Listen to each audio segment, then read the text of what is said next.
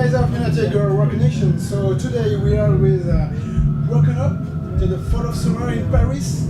So nice to meet you and very happy to have you in interview just after the show.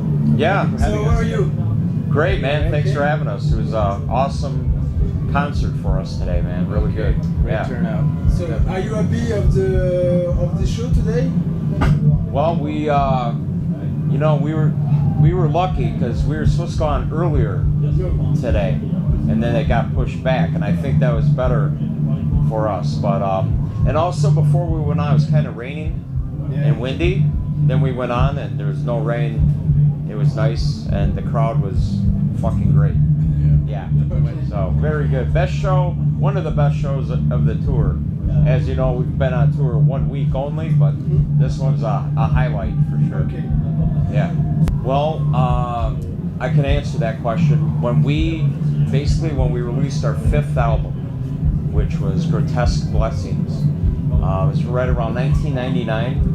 And when we finished recording that album, our original singer, he didn't want to tour anymore, so he quit. We had fired our drummer and our bass player at the time.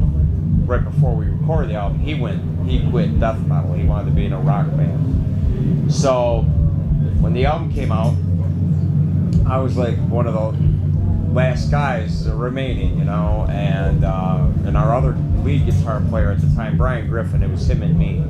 And so we had to hire guys to do the tours. We had a North American tour and a European tour.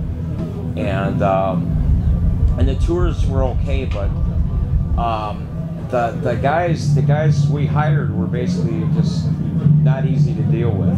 You know, they were either complaining about money or ego, bumping heads. You know, and so when we finished, it was around 2001. I was like, man, I'm not doing Broken Hope anymore until we get a lineup that's going to be somewhat permanent. I want the right guys, you know. So I didn't want to be gone for 10 years. That wasn't really the plan, but that's kind of the way it went. And then during those 10 years, I reconnected with our original vocalist, Joe, and we discussed doing Broken Hope again with him singing again, and Brian Griffin and stuff. And then Joe died, and I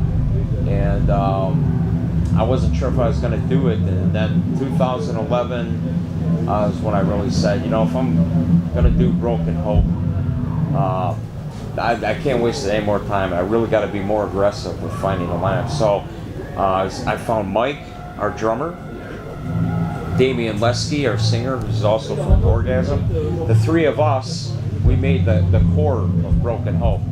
And we got, you know, a set going with all the old songs again, and it felt really good.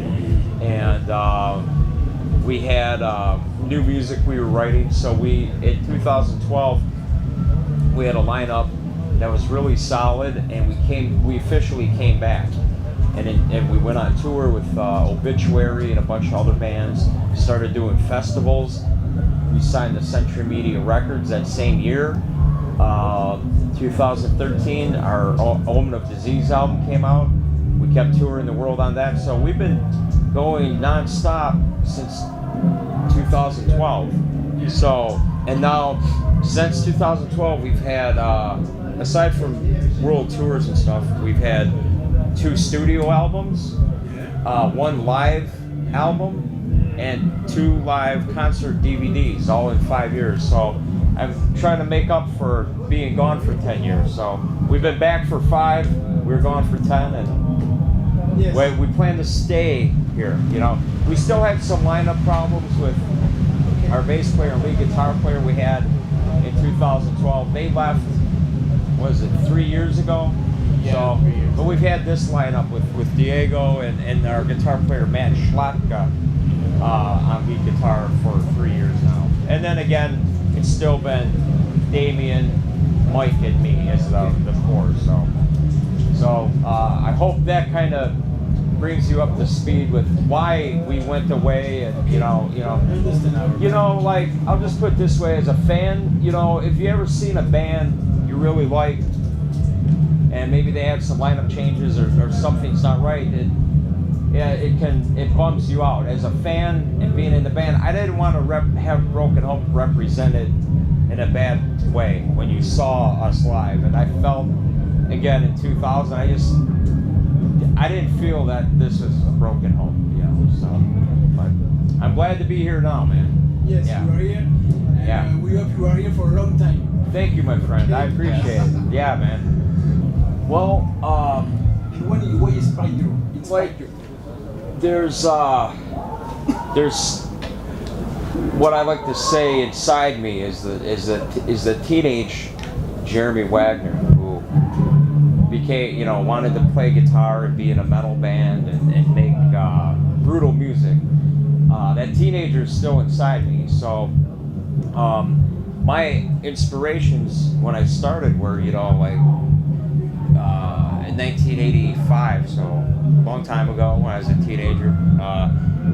James Hetfield, Kirk Hammett, Ride the Lightning, and then Slayer, Rain and Blood, Jeff Hanneman, one of my biggest influences, because Jeff Hanneman also wrote lyrics for Slayer and all the songs I love by Slayer. So, and in Broken Hope, I write all the lyrics and a lot of the music. So I really identified with Jeff Hanneman, and then I got into death metal bands like Morbid Angel and Napalm Death and Terrorizer, and all those bands inspired me in ways that the fucking music, man, their riffs were like unlike any other band's riffs for me, very catchy hooks, just type of shit that just makes you want to bang your head, and you're like, holy shit, that's amazing, that song, that riff is amazing. So I still get inspired. Sometimes, a lot of it, I'm still inspired by the old bands and musicians who got me into this music,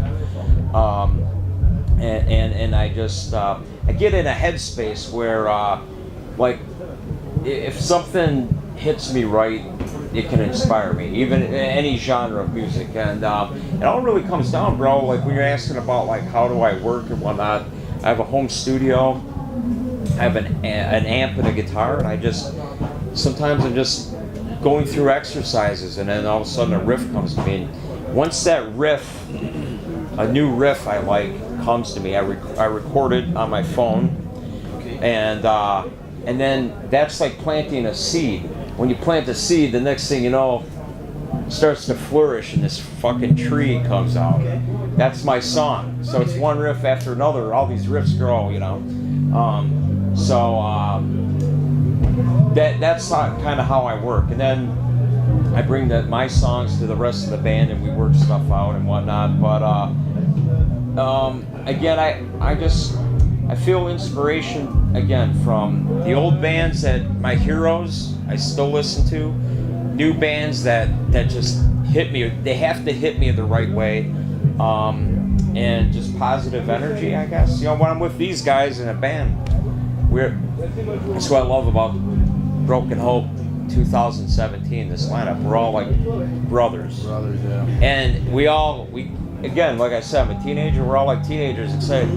Hey, man, we're playing Fall of Summer in France, dude. How fucking awesome is it? We don't take it for granted, we're still excited. And that makes me excited to go, man, I can't wait to write another album so we can keep doing stuff. But maybe you could tell them about some of your influences, especially because this guy's a sick bass player. By the way, he was in the band Discord. If you know that band. I'm still in the band Discord. So. Yeah, I mean they're still together. So. Yeah. Well, pretty much I started playing bass because of Cliff Burton. Right? Cliff. First, I wanted to be a guitar player. Kirk Hammett. James Hetfield. But when I saw this the VHS Cliff Amal, he started playing For Whom the Bell Tolls solo, the intro, and I was like, you know what? Fuck guitar. I'm gonna start playing bass. Started working my ass off in the summer, went to a pawn shop and grabbed the first black bass I ever could find. Kind of like Cliff Burton had. And that was 16 years ago or 17 years ago, actually. Yeah, quite a while. So yeah, like Cliff Burton, Geezer from Sabbath, Jack Bruce from Yardbirds, you know, first bass player I ever saw that bended more strings than anyone else. Steve Harris, even Jason Newsted, a lot, you know, and the list goes on, you know, Jaco Pastorius, more technical, more spiritual bass playing for the, you know, more so. And when I write riffs, what brings me a lot of energy is, you know, traveling pretty much. Me and Matt always get in the dressing room or, you know, at the hotel room and start writing riffs. And we usually take like a 2-hour walk before a show so we can get, you know, a sense of the whole energy of the country we're in, the place we're at. Mm-hmm. Or if we, or like a festival like this, we go check out bands and fill ourselves with a lot of positive and musical energy, whether it's with architecture and art, music and bands, everything fills in order to deliver that, you know, energy on stage, on records, or on riffs. So it's a musical and pretty much like earthy, I would say, energy we all get, more in my perspective. Oh, okay. Well, I'll start with the last one, Swamped in Gore Hog. That was kind of wound up on the new album as a bonus track by, not on purpose, you know. It was like, and not quite by accident either. We recorded it Swamped in Gore Hog, so Swamped in Gore and the song Gore Hog from our first album. We put them together. Like when we played live today, we always do those songs back to back. So we play Swamped in Gore, then we go like halfway through, we hit like an E chord, and then we go, Gore Hog, and we go into Gore Hog. So what we wanted to do last year was the 25th anniversary of our debut album, Swamped in Gore. And we re-recorded Swamped in Gore and Gore Hog and called it Swamped in Gore Hog. And we wanted to release it as a single, like a 25th anniversary re-recording, you know, as a tribute to where we came from, you know, the first album. So what happened is it didn't come out as a single. That didn't happen. So we were sitting on it. So when we did the new album, Mutilated and Assimilated, we're like, let's just throw it on as a bonus track. Still, we'll call it the 25th anniversary tribute. So that's how that happened. And then what were the other two songs you mentioned? Malicious Mitros. Malicious Beatles. Yeah. Okay, so that's an interesting one. That one is sort of like inspired by a song that I wrote lyrically in 1995, I think. It was on Repulsive Conception. There's a song called Engorged with Impiety, which is very, very graphic, pornographic, very sexual. Sort of like if you read like a porn mag, like in the United States, Hustler magazine, you know, like it's kind of funny, you know, so like it was sort of very explicit type of song, okay? So it was sort of like, it's like part two of that song. But in this case, it was actually, again, kind of that explicit nature, sexual nature, but with more of a story to tell. And the story is about women who are kind of stalkerish, stalkers, sort of like Fatal Attraction, if anyone remembers that movie from the 80s, you know, where a woman is psycho, you know.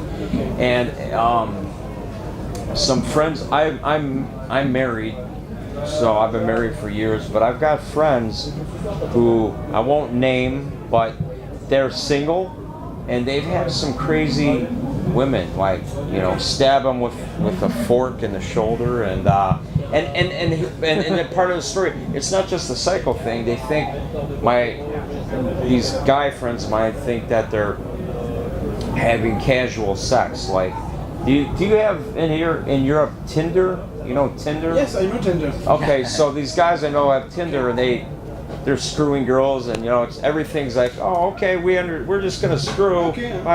but that doesn't always happen. Some of them are like, oh no, now I Now you want, belong yeah, to and me. they turn into stalkers. So that's where the name malicious meat holes comes from. So, that, I yeah. just changed the battery. Yep, sure, go. Okay. Cool. And then, all right. So what was what was the other And song? the other song is a Russian sleep experiment. Okay. Oh, yeah. Yeah. My favorite, actually. Yeah. Ah, good. That's your favorite track on the album? Oh, It is. I did not know that. I learned something. There you go. On an Nice. interview. All right. Yep. Thank you. That song was It is a from really good song. Damien, our singer, gave me the idea Okay. for Russian Sleep Experiment. Damien actually, I'd like to mention, he gave me the idea for Russian Sleep Experiment and Outback Incest Clan. He told me, hey man, you got to read about these things. They're like really happen. And one was Russian Sleep Experiment, and that one, when I read the story about it, it's very, very disturbing about how these Russians, like right after World War II, had like a experimental lab where they had these prisoners locked in for a certain amount of time to study how they would react to a special gas that was pumped into the chamber you're living in. So, like, we're in this tent, so like imagine being in a chamber where you've got a toilet, a bed, a bookshelf, books and stuff, and but you're being monitored by these researchers who are looking at you through portholes and stuff, and basically the gas made the captives crazy. They went so crazy, like the portholes where they were looking at them. They cut themselves and took shit, and they smeared the portholes so no one could see them. But they had audio microphones in there, and they heard screaming and all this shit. And I remember one of the things that really got me is this line, like something like one of the researchers said, like, on an intercom, "We're coming in. We're letting you know. We're gonna let you out." And a voice inside, they couldn't see, but they just heard a voice go, "We don't want to come out." Yeah, and then they went in, and these guys ripped themselves. Oh man, horrific, man, horror. So my subject matter for all lyrics usually has some kind of horror element, but that's one of a handful through our career where I base it on something that supposedly actually happened. So yeah. Okay, so thank you for that. Very important. My 2 cents are, I speak on behalf of Broken Hope, as we've been on tour for 1 week only. We've already said this is like the best European tour we've ever done. Every show has been awesome. Every show has just been fucking great. And the bands on the tour are really good friends. Like, everyone's getting along like this. I go back a little ways history-wise with like Travis and Dave from Cattle Decapitation. We've always been friends and gotten along great. Just never had a chance to tour together. The guys at Hideous Divinity, never met them before, but couldn't be nicer guys. In fact, their singer is like a EMT, a doctor, and he's been helping our singer. Our singer Damien's got a little throat problem right now. Mm-hmm. So thankfully we got real lucky, Yeah. because the Hideous Divinity Yeah, singer like a paramedic. is like doing on tour. paramedic. He's got the gloves. He's looking in Damien's throat and helping him, and really cool guys, man, cool guys. And then Glory Hole Guillotine, that's actually my stepson's band. The bass player is my stepson. Okay. So we've done many European tours where they, it's usually 4 bands, 5 bands sometimes, and they have buy-on bands, bands that can buy on and do the tour. We've done some tours where the buy-on bands are like It's like us, a real brutal package, and then the Bion band is like a Guns N' Roses type. No shit, like does not fit, you know, and sometimes they're real hard to deal with. So this time I talked to our booking agency, Mad Tour Booking. Said I got a young band. They're like old school grindcore, fucking Repulsion, Napalm Death vibe, you know. Great guys. You know, if you look for a Bion band, let's throw them on. They're easy to deal with. I know them. I'll beat their ass if they don't. And they sound super tight on stage. Yeah. All the So time. everybody gets along really well, and then I think it helps that Cattle Decapitation hasn't toured Europe in a while, and we have that brand new album. I mean, our new album came out with just June 23rd. Yes. yeah. So it's only been a couple of months, and in Europe the reception's been the best reception I think we've ever gotten. Like in the press, you know, with reviews and from the fans especially, with Mutilated and Assimilated, people are really, it seems like, embracing the album here. So I think that's helped too, you know, that we have a really good album that's brand new, and you know, people are like, you know, talking Broken Hope, and now we're here. So again, I can say just in 1 week of 3 or 4 week tour already, it's the best tour we've done. So we're real happy. Happy to be back in Europe. Okay, thank you. So this is the end of the interview. Thank you very much for your disponibility. Have a nice tour.